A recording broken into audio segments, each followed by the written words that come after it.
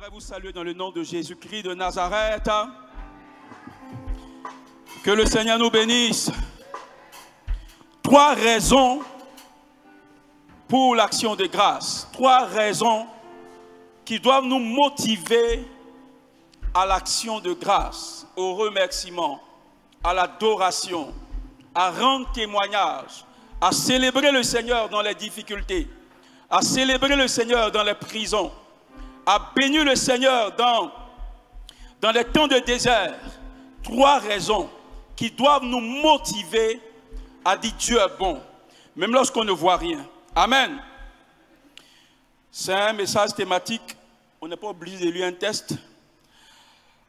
On va se tenir debout, frères et sœurs, et on va prier le Seigneur. Je vais être assez succinct, parce qu'on doit finir à 20 h. Et tu vas demander à Dieu de parler à ton cœur, de parler à ton âme, de te donner une parole.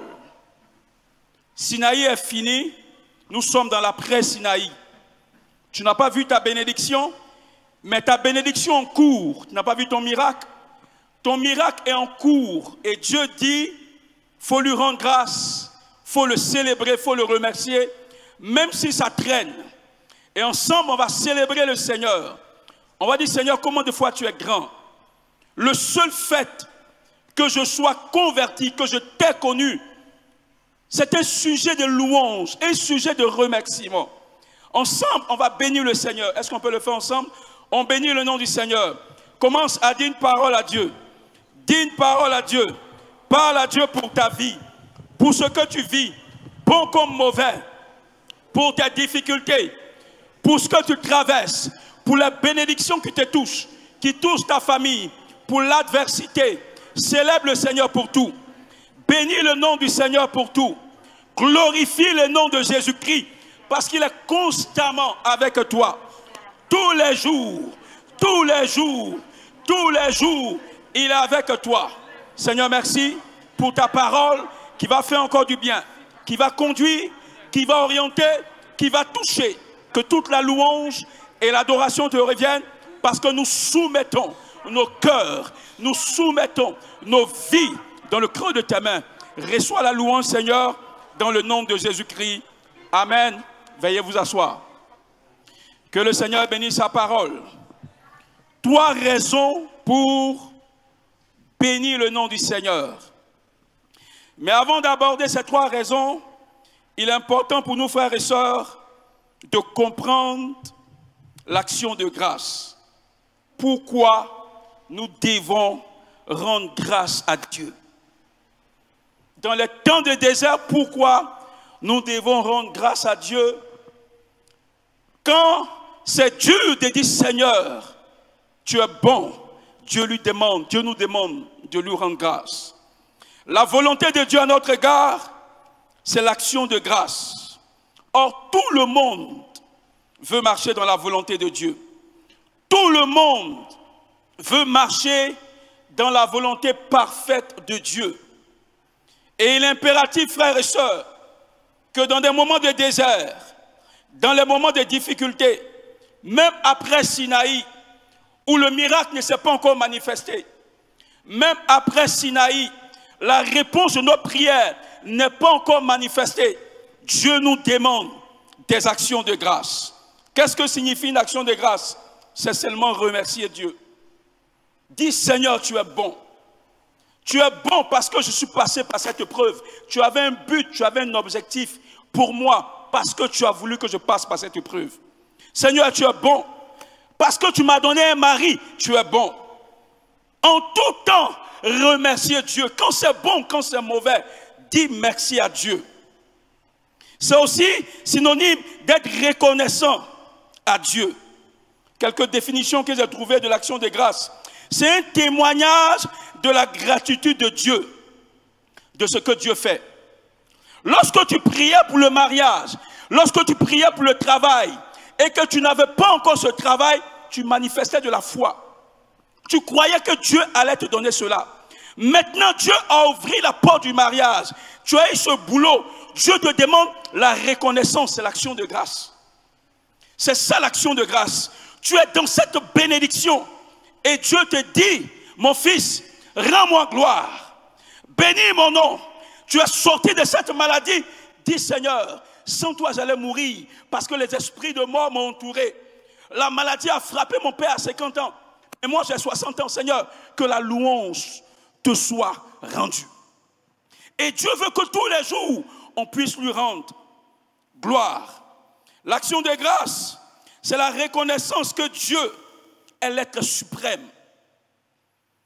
Il est suprême sur la mort, sur la maladie, sur le chômage. Il est suprême sur les épreuves. Il est suprême sur ce que tu traverses. Quand tu bénis Dieu, tu es en train de dire au problème, même si tu veux m'envoyer à la mort, je crois à mon Dieu, je crois à mon Rédempteur, il est vivant. C'est ça l'action de grâce. L'ennemi va t'entourer. Tu vas marcher dans la vallée de l'ombre, de la mort. Mais tu rends grâce à Dieu parce que le Seigneur est à tes côtés. La mort ne va pas t'engloutir. L'action de grâce est un témoignage que nous croyons en Dieu. Si tu ne rends pas grâce, Dieu ouvert une percée pour toi et puis tu es assis dessus. Tu ne dis pas à Dieu que tu crois en lui. Tu dis seulement au monde que c'est à cause de tes capacités intellectuelles, à cause de ton réseau, à cause de tes compétences que tu as eu ça. Mais quand tu viens rendre grâce, quand tu viens témoigner, tu sais que c'est Dieu qui a fait amen. C'est pour ça que Dieu dit, rends grâce. On rend grâce par la prière, on rend grâce par la louange, on rend grâce par des offrandes, on rend grâce par des actions de grâce, la louange et des dons. Les trois raisons qui vont nous intéresser rapidement, c'est que l'action de grâce, la première raison, l'action de grâce, est un puissant moyen de la multiplication. Si tu veux voir la multiplication dans ta vie, il faut apprendre à dire merci à Dieu pour le peu qu'il te donne. Tu attendais 10, tu as eu 1. Seigneur, merci pour ce que tu m'as donné. Et cela te qualifie pour les 9 autres qui sont en cours. L'action de grâce est un puissant moyen de multiplication. Lorsqu'on lit Jérémie 30 à partir du verset 19. Du milieu d'eux s'élèveront des actions de grâce, des cris de réjouissance. Et moi, Dieu, je vais les multiplier et ils ne vont pas diminuer. Quand tu commences à bénir Dieu, Dieu même il s'engage à voir ta reconnaissance parce que tu témoignes de sa bonté, tu témoignes de son amour, tu témoignes de sa sollicitude, tu témoignes de sa protection, tu témoignes de sa grâce et Dieu est réjoui. Et Dieu te garantit que le reste va suivre. Mais lorsque tu te tais, si la première chose qui vient, c'est pas sûr que le reste va suivre. Dieu t'a guéri. Tu savais que ce mal allait t'envoyer à la mort et tu t'es tué dessus. Tu n'as pas rendu grâce à Dieu. Dieu te regarde, il t'attend. Quand l'ennemi va te frapper encore, pas parce qu'il ne va pas te délivrer, mais il va te faire subir des épreuves où tu vas te dire, mais Seigneur, tu vas te dire, Seigneur, pourquoi tu n'as pas? Il va te dire, mais tu n'as pas été reconnaissant. Tu n'as pas glorifié mon nom quand je t'ai délivré. Tu n'as pas dit au monde comment je suis bon, comment je délivre, comment je guéris, comment je rends prospère, comment j'ouvre les portes, comment je brise les chaînes. Tu t'es tué là-dessus. L'action de grâce nous qualifie au prochain niveau de la croissance, au prochain niveau de la bénédiction, au prochain niveau de l'exaucement. Et les premiers chrétiens ont compris ça dans Acte 2 à partir du verset 47. On dit louons Dieu, louons Dieu. Ils trouvaient grâce auprès du peuple et le Seigneur ajoutait chaque jour à l'église ceux qui étaient convertis. Ils savaient louer Dieu. Au milieu de l'épreuve, ils louaient Dieu. Au milieu des persécutions, ils louaient Dieu. Et dans ça, Dieu savait toucher les cœurs pour que l'église puisse croître, l'église puisse avancer. La première raison, c'était moyen de multiplication. La seconde raison, l'action de grâce te qualifie pour la présence de Dieu. Amen. Le psaume 22:3 dit, tu sièges au milieu de la louange. Qui n'a pas besoin de la présence de Dieu? Nous sommes ici à cause de la présence de Dieu. En tant que chrétien, celui qui n'a pas la présence de Dieu n'est rien. Si le Saint-Esprit n'est pas en toi, s'il ne te conduit pas dans les différents pas de ta vie, tu n'es rien. L'élément le plus précieux de notre vie, c'est sa présence en nous. C'est sa présence dans ce qu'on fait. C'est son approbation dans notre foyer, dans notre entreprise. C'est ce qu'on recherche le plus, la présence de Dieu. Oh, la louange appelle la présence de Dieu. La présence de Dieu siège au milieu du peuple qui le cherche.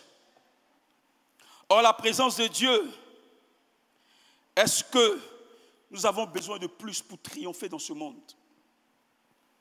Pour triompher des puissances de l'enfer, pour triompher de la mort, pour triompher de l'adversité, pour triompher du monde, pour triompher du péché, pour triompher de la chair, nous avons besoin de la présence de Dieu. Tout le monde a besoin de la présence de Dieu.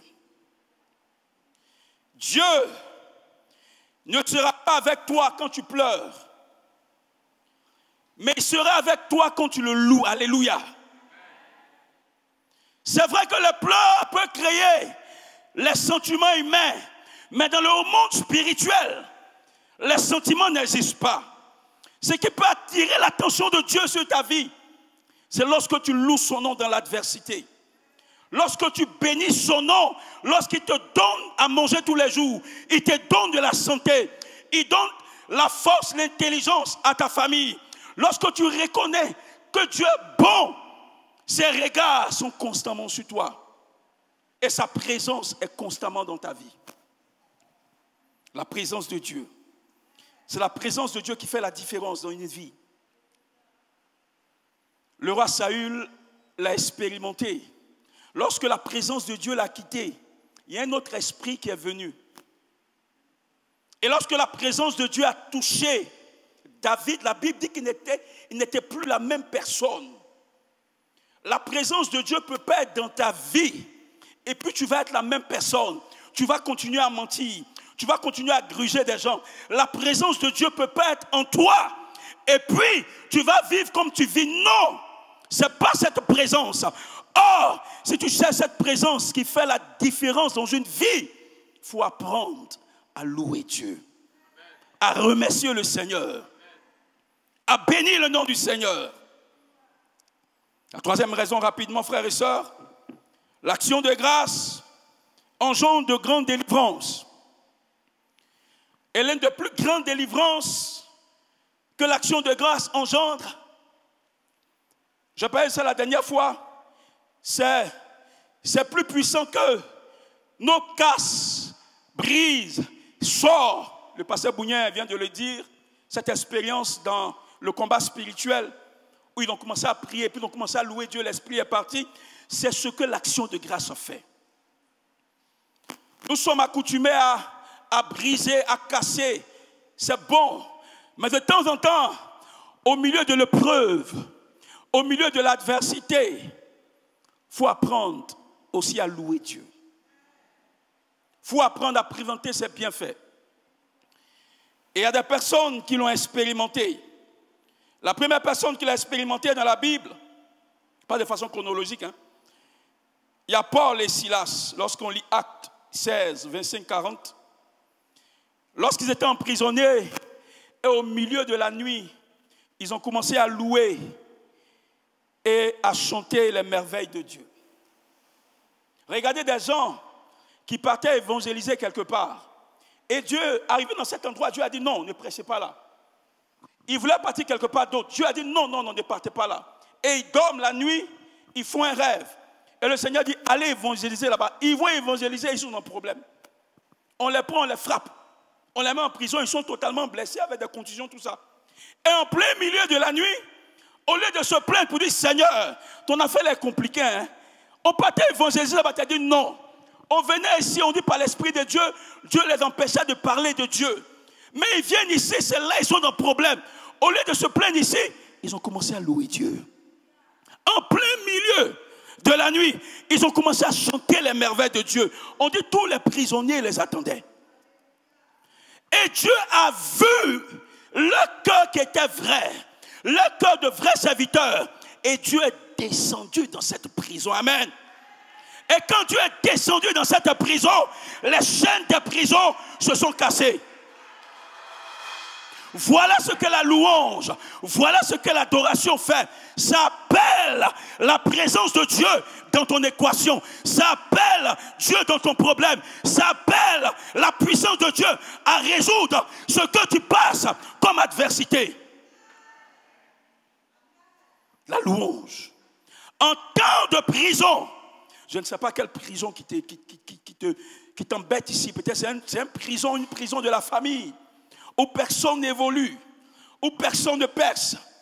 Dieu te dit, voici une arme que tu peux utiliser pour pouvoir combattre ce lien maléfique. La louange, l'action de grâce. Et dans la Bible encore, il y a un autre qui a expérimenté cela. C'est le roi Josaphat. Josaphat était un roi bon. Il y a un baromètre parmi les rois, et le premier baromètre, c'est David qui était le baromètre. David était le meilleur des rois. Mais Josaphat aussi était un bon roi. Et il y a un peuple qui s'est élevé contre lui pour venir lui faire la guerre, un peuple nombreux. Les fils de Moab, les fils d'Ammon. Et tous ces peuples-là se sont dressés. Et quand il a pris, il a eu peur, parce que c'était un petit peuple, Juda. Il y avait deux peuples, les 10 autres sont en haut. Et ils sont juste en bas. Ils demandent, attends, ceux-là, si nous attaquent, ils vont nous tuer. La Bible dit, le roi a organisé un jeûne. Et Dieu a dit, il ne faut pas avoir peur, serviteur. C'est moi-même, je vais me battre ici. C'est moi, je vais combattre ce peuple. Et lorsque la guerre avait commencé, au lieu que les gens partent en guerre, ils sont partis louer sur le champ de guerre. Ils sont partis adorer avec des chants. Et la Bible dit, lorsque le peuple a commencé à louer, une confusion s'est tissée dans le peuple adverse. Ils se sont entretués tous. Pourquoi? Parce que le peuple était à louer son Dieu. Si tu veux envoyer une confusion dans le camp de tes ennemis, dans des temps de guerre, apprends à louer Dieu. Et nous sommes dans une époque où il y a tellement d'ennemis qui veulent voir que notre entreprise périt, que notre foyer périt, que nos enfants meurent, que nous mourons avant notre temps, que nous n'accomplissons pas notre destinée, que nous passons à côté de la voie de Dieu. Le moyen ultime, c'est la louange et l'adoration. Dieu te demande de le louer. Ce n'est pas seulement quand tu reçois les bonbons de Dieu, les biscuits de Dieu que tu vas le louer. Non. Même quand c'est compliqué, continue de louer Dieu. Continue d'adorer Dieu. Bénis le Seigneur. Et tu vas voir sa gloire se manifester. Amen. La troisième personne, c'est la personne d'excellence. C'est David. David aussi a su expérimenter la louange. David, c'est un homme qui savait prier. Quand on lit la Bible, je ne vais pas donner les références parce que l'heure avance. On dit prier 3 fois par jour. Mais il louait 7 fois. 3 fois par jour, mais 7 fois David savait louer son Dieu.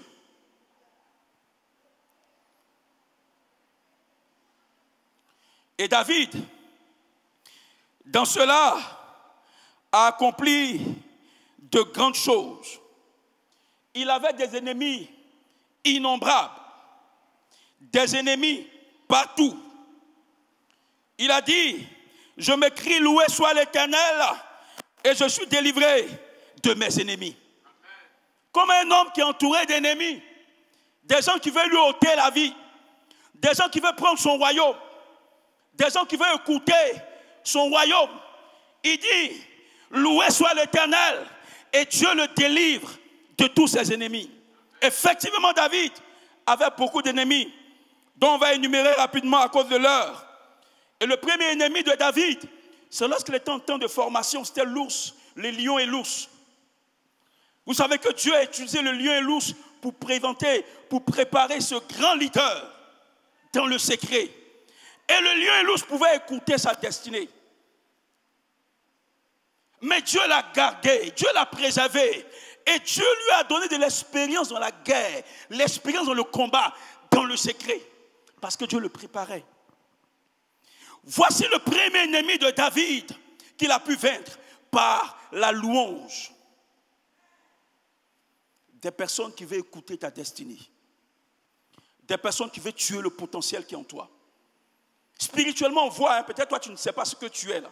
Tu ne sais pas ce que Dieu a prévu pour toi. Mais quand te regarde, il voit un potentiel qui brille. Il voit une gloire qui brille. Il dit non, ça ne doit pas venir à l'accomplissement. Et ils font tout dans le monde spirituel pour tuer cela. Mais fais comme David, élève la voix et dis Seigneur, ce que tu as réservé pour moi doit venir à l'accomplissement. Et ils n'ont pas, le lion et l'ours n'ont pas pu tuer ce que David avait. Et le second ennemi de David, vous savez que c'était Goliath. Et Dieu a préparé Goliath pour présenter David devant sa destinée. Goliath était un aguerri de la guerre, il savait se battre. Ce n'était pas un novice, on dit depuis sa tendre enfance, il savait se battre. David aussi, Dieu l'avait préparé dans le secret, depuis sa tendre enfance, il savait se battre. Peut-être lui n'était pas encore reconnu, mais Goliath était reconnu. Toi, peut-être on ne te reconnaît pas, mais Dieu t'a préparé pour quelque chose. Et Dieu va présenter Goliath pour que ce qu'il a mis en place se présente. Alléluia. Donc quand Goliath vient, il ne faut pas constamment fuir. C'est une opportunité pour te présenter. C'est une opportunité pour révéler ce que Dieu a mis sur toi. Et la Bible dit, il a coupé la tête de Goliath. Goliath qui avait ruiné, humilié pendant 40 jours et 40 nuits tout le peuple. En un jour, David a relevé le peuple. C'est comme ça durant toute ta famille. Les gens ont été humiliés. Ton grand-père, ton arrière-grand-père, ton père, ta mère. Mais en un jour, toi, tu vas relever cette famille.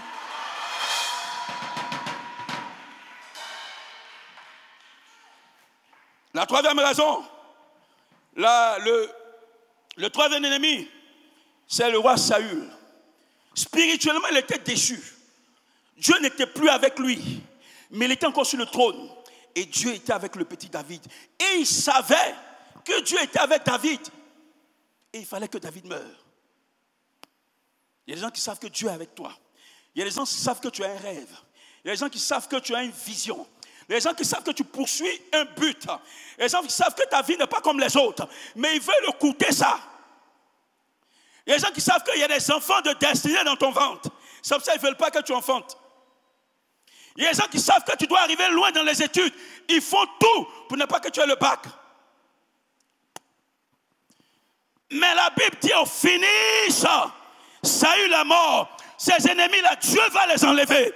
Quand tu vas apprendre à louer et adorer, Dieu va prendre le temps d'enlever ses ennemis qui sont des barrières physiques et spirituelles devant toi. Dieu va les enlever. Amen.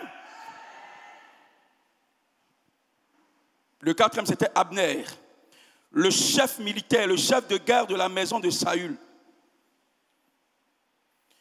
Et quand Dieu est en train d'enlever ses différents ennemis, il y a d'autres qui viennent. Abner, où tu dois rentrer dans tes grâces. Il y a des gens qui se pointent encore. Non, tu ne vas pas rentrer. Tu ne vas pas te marier. Tu ne vas pas enfanter. Tu ne vas pas travailler. Tu ne vas pas avoir ton examen. Rien ne va aller dans ta vie. Tu vas aller d'échec en échec. Tant que moi je suis là, tu ne vas pas toucher à cela. C'est qu'il a signé son arrêt de mort. C'est lui qui a dit ça sur ta vie. C'est qu'il ne va pas finir sa vie parce que Dieu va l'enlever. Parce que tu dois passer, Dieu va l'enlever. Et si tu sais louer Dieu, tu sais adorer Dieu, Dieu va l'enlever aussi.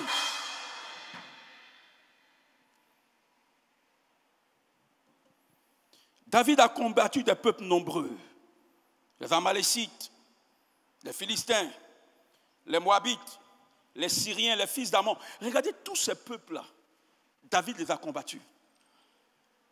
Ce n'est pas étrange que tu aies beaucoup d'ennemis. Hein. Il ne faut pas voir ça comme mauvais. Ça dépend de ce que tu transportes. Les grandes familles, là où il y a beaucoup de sorcellerie, ce sont des déposites de bénédiction. Dieu a mis là et l'ennemi est venu s'asseoir là-dessus. Des grandes bénédictions qui sont là, qui doivent exploser dans les nations. Là où on doit avoir des grands intellectuels, de grands scientifiques. Et l'ennemi est venu s'asseoir pour tuer ça. Et si tu es né dans cette famille, bénis le Seigneur, parce que Dieu sait ce qui est dans cette famille. S'ils sont nombreux, apprends à louer Dieu. Dieu saura comment ils vont tomber.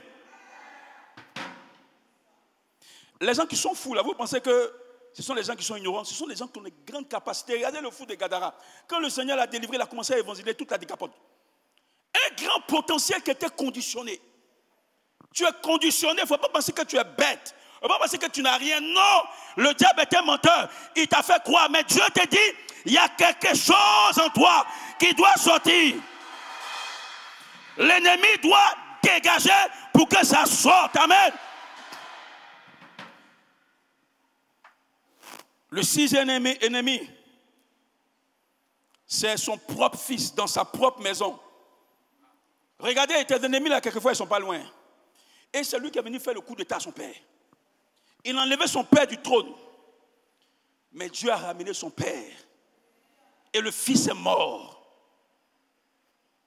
Si Dieu est avec toi, les gens vont penser qu'ils ont gagné quelques victoires. Mais la bataille finale t'appartient. La victoire finale t'appartient. Ils t'ont certes retardé, mais à la fin, tu seras vainqueur. À la fin, tu vas enfanter. À la fin, tu vas avancer. À la fin, tu vas retrouver ta guérison. À la fin, les puissants de la mort qui dominaient, qui régnaient, seront brisés. Et le puissant moyen pour cela, c'est la louange, c'est l'adoration, c'est l'action de grâce. Dieu nous donne l'action de grâce, frères et sœurs, pour que nous utilisions la grosse action de grâce dans notre vie de tous les jours. Lorsque tu vois dans ton rêve, on te poursuit. Quand tu te rêves, commence à bénir le Seigneur. Commence à célébrer le Seigneur. Commence à adorer le Seigneur. Commence à dire à Dieu comment Jésus-Christ est puissant. Et il est mort, il est ressuscité. La mort, il a vécu. Toi, la mort peut pas, la mort précoce peut pas t'arrêter aussi. Seigneur, merci. Parce que tu nous enseignes que la louange, l'adoration, les actions de grâce, le remerciement sont des vertus chrétiennes qui ouvrent les portes, qui brisent les chaînes, qui nous font progresser. Sont des armes qui sauvent dans notre camp. Donne-nous de pouvoir comprendre cela et de marcher dans tout ce qui est action de grâce, remerciement, bénédiction, louange, parce que tu es un Dieu qui apprécie la louange de ton peuple. Que l'honneur te revienne, que toute la gloire te revienne, dans le nom de Jésus-Christ. Est-ce qu'on peut dire Amen?